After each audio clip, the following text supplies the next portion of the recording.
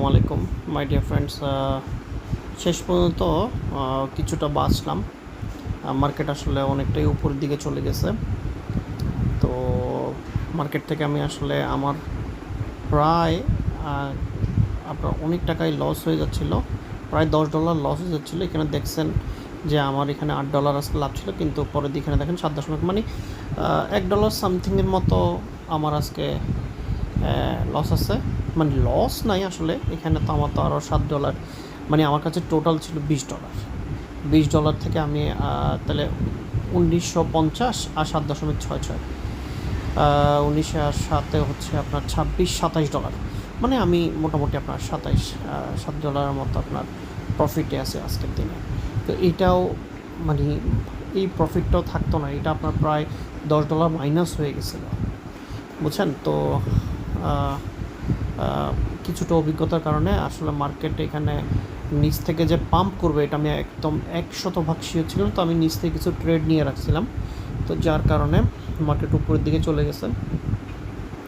তো এই যাত্রা বেঁচে গেছি। দেখেন আসলে এখানে আমি হিসাবটা কীভাবে করি। এখানে যেহেতু আমার 1944 সেন্ট, এটাকে আসলে আমি সেন্টের মতো হিসাব করি না, আমি এটাকে ডলার হিসাব করি। যেহেতু ভবিষ্যতে আমি একসময় আপনার ট্রেডার হয়ে যাব, তো আমি তখন চাইবো যে আমার কাছে এখানে আমি এখন যেভাবে ট্রেড করি তখনও সেভাবেই ট্রেড করব। এখানেও যে 1944 সেন্ট আছে এটাকে আমি $1944 মতো হিসাব করি। তো আমি এখানে চিন্তা করতেছি যে আজকে আমি $711 প্রফিট করছি, যদিও এটা মাত্র $7, ঠিক আছে। তো দেখেন একটা মানুষ যখন $700 প্রফিট করবে, $700 কথা বাদ দেন, আমি বলবো যে ডেইলি সে যখন $100 বা $150 প্রফিট করবে, মাসে তার $2000 হিসাবে আসে। যদিও প্রত্যেক দিন তো আর লাভ আসে না। তো আসলে আমি মনে করি ওভার ট্রেড করাটা আসলে একদম বোকামি।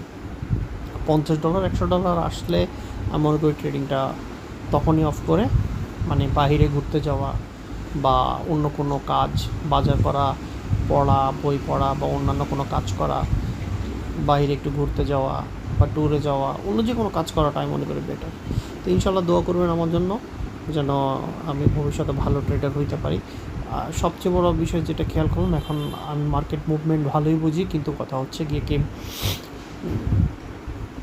ওভার ট্রেডটা কোনো রকমই আমি ওভারকাম করে আসতে পারতেছি না। দোয়া করবেন। আসসালামু আলাইকুম। সবাই ওভার ট্রেড করবেন না।